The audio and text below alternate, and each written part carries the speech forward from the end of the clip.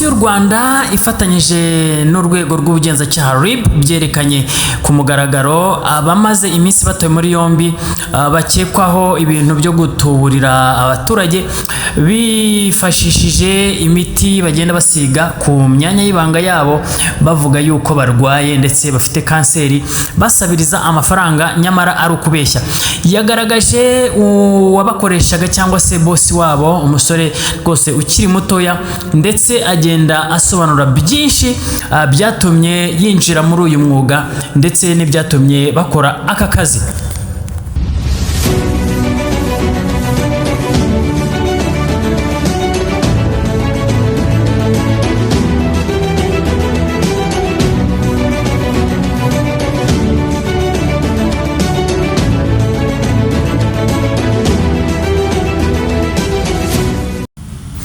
Yes, ndagushuje kandi nkwifurije ibihe byiza wowe udahwema gukurikira Inguni Zose TV. Reka ngushimire by'umwihariko wamaze gukora subscribe kuri channel, uri umuntu w'ingenzi cyane. Rero ubwo nicaye muri studio ku itariki 17 z'ukwezi kwa 8 2026, mbabwira yuko hari abamaze gutabwa muri yombi bagira muri 4 cyabakekwaho icyaha cyo gutubura cyangwa se kugenda basabiriza amafaranga babeshya yuko barwaye uburwayi bukomeye, ariko nyamara ari ukubeshya, ari ukugira ngo babone uburyo babona amafaranga. Mbabwira yuko hari umubosi cyangwa se hari uwabakoreshaga witwa Nsabimana, ngo nawe akaba yaraje gutabwa muri yombi, ndetse n'abandi yagiye akoresha hirya hino hatandukanye, haba mu mujyi wa Kigali ndetse no mu ntara zigiye zitandukanye, mu masoko agiye atandukanye ndetse no muri gare zigiye zitandukanye. Umuvugizi wa polisi y'igihugu mu rwego mu karere ka cyangwa se mu mujyi wa Kigali yagiye abisubiramo ndetse abigarukaho, ndetse hari n'umubosi cyangwa se uyu nguyu witwa Janvier cyangwa se Nsabimana Janvier yagiye agaruka ku mpamvu zagiye zituma akora ibi bintu, ndetse abo yagiye akoresha nabo bagiye batubwira uburyo bagiye bahura nawe. Reka rero tubaramburire izi nkuru kandi tugenda tubagezaho amakuru cyangwa se tubagezaho amajwi ya buri umwe uko agenda abivuga. Reka duhere ku witwa Nsabimana,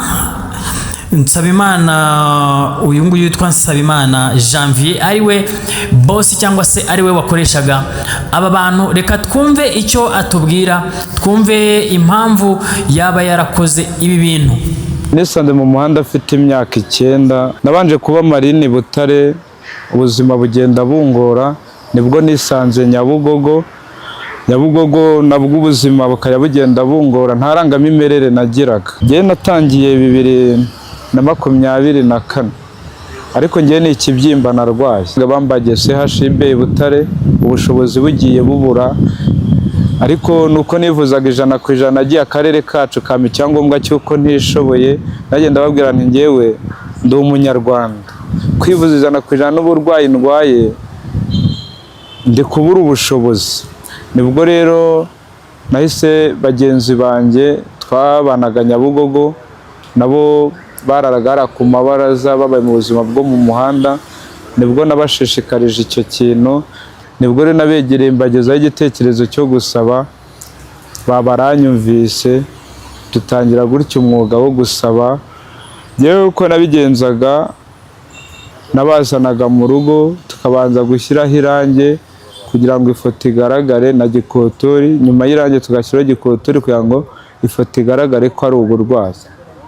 Babafata rero bakabibozaho nko mu isoko naboherejeho, baravuga ati ntibubwe ibi bintu wowe igihe umaze ko bitaragenda, bavuga nti se ko nge nari ndwaye.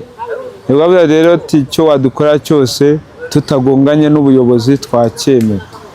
Nibwo nashakishije umuti watuma uburwayi bugaragara, nabashyiraga ino jeri y'abagore yo mu mutwe, hakabasha gusa nk'ahatutumye, nkabashyiriraho gikotori, tugafata ifoto, tugakora record muri mikoro. Umurwayi yajyanaga n'umurwaza mu isoko kuko umurwayi ntago aba yihuta, ushatse kumuha ubufasha akamuhamagara. Rero nk'umuntu warangizaga amasoko y'i Kigali n'ay'i Bugesera nabaga narayamenye, nkamwimurira i Bugesera, arangiza mu ya Bugesera, mu ya Kayonza nkaba narayamenye, nkamwimurira i Kayonza, yarangiza i Kayonza ayihuye nkabanyaza, nkamwimurira i Huye, kuko aho hose nagiye mpaba mu buzima butandukanye bwo mu muhanda. Umuvugizi wa polisi mu mujyi wa Kigali witwa CIP Gahonzire nawe yagiye abigarukaho avuga uburyo aba bantu bagendaga bakora ibi bintu ndetse uko bagendaga basabiriza n'uburyo babigenzaga, ndetse agenda avuga n'amafaranga bagendaga binjiza.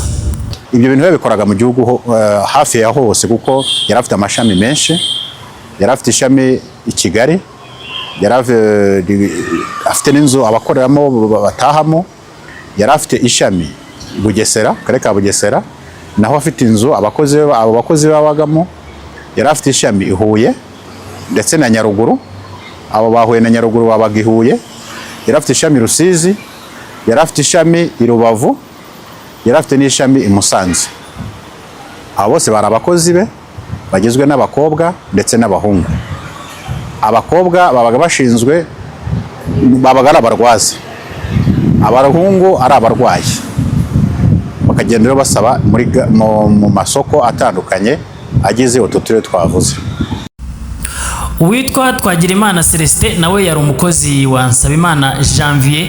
Reka nawe twumve ubuhamya atanga, uburyo yakoraga n'uburyo yakoreshwaga n'uyu mubosi we. Janvier twaje guhurira mu mujyi wa Butare, nkora amasuku mu matuwarete, ariko ubonanye nta buzima bwiza mfite. Arambwira ati se ushobora kuza akwereka aho nakurangira akazi? Atego. Njya mu muhanda gutyo, urebye ngiye ni nkaho nambikoze amezi 5. Akaba harimo kwa gatandatu nahagazemo, nari naragiye mu rugo hagaramo ukwezi kose, kuko burya igiye mu rugo hari ibyo ushobora kuba wanze ukegeranya biba byarengiritse. Nanjye uba ufite umwana n'umugore, urumva n'ikibazo gikomeye. Yego nawe ntabwo abizi ko ari ibinkora, ariko urumva ko ibyo byo bimubwira yaguseka. Umukobwa mutoya ukirangiza umwaka w'amashuri yisumbuye witwa Impano Ruth nawe yagiye atanga ubuhamya avuga ko akirangiza amashuri ye yahise ahura n'uyu nguyu witwa Nsabimana Janvier, ndetse ngo akaza kumugira umukozi we, bikaza guhinduka amugize manager w'iyi business cyangwa se w'aba bakozi yakoreshaga. Ngewe uburyo namenyanye nawe ni umukozi we watumye tumenyana. Ngewe nari nsoje nyine wa gatandatu, murabizi umwana usoje wa gatandatu abari mu bushomeri bwa dani. Ngewe ndangirwa akazi,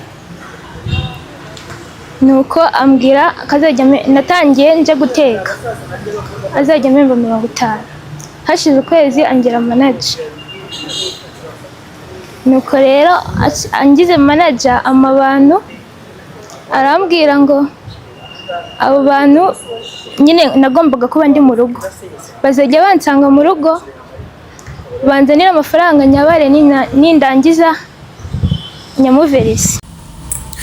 Uyu muvugizi wa polisi y'u Rwanda mu mujyi wa Kigali CIP Gahonzire kandi yagarutse yongera kuvuga yuko aba bantu bari bafite uduce twinshi bakoreragamo, ndetse avuga n'uburyo bahembwaga imishahara, ndetse avuga yuko hakozwe operation yo gufata aba bakozi bagenda babakusanya aho bagendaga bakorera hose, ndetse yagiye asobanura n'imishahara. Avuga nuko hari ibyaha bagiye bakora, harimo ibyaha byo kwangiza ndetse n'imibiri y'aba bakozi, kuko avuga yuko hari aho bagendaga babasiga ama product arimo amaside ndetse akabangiza. Bahembwaga umurwayi yamuhembaga ibihumbi hagati y'150 na 200, umurwaza akamuhemba ibihumbi 100.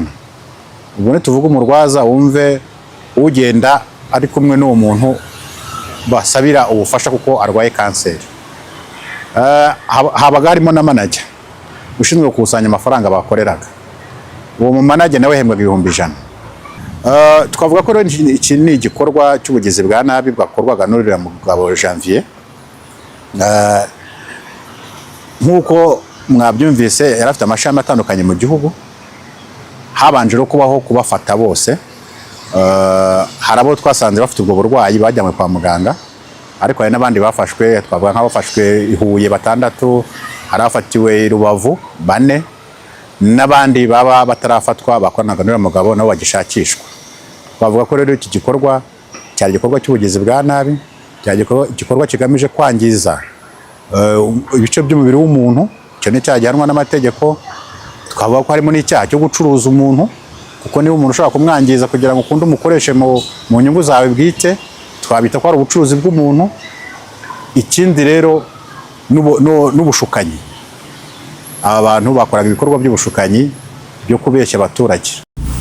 Ngayo nguko rero mwabyumvishe iby'aba batubuzi, harimo kwirwaza bagasaba amafaranga, harimo kubeshya abaturage cyangwa se icyo bita ubushukanyi, ndetse akaza n'ibintu byo kwangiza imibiri y'abantu. Harimo igikorwa navuga ngo ni igikorwa cy'ubugome cyo gufata umuntu ukamwangiriza umubiri ugamije inyungu zawe bwite. Ngaho rero aho dusoreje aya makuru yacu, njyewe nitwa Brown T, izi ni Inguni Zose TV.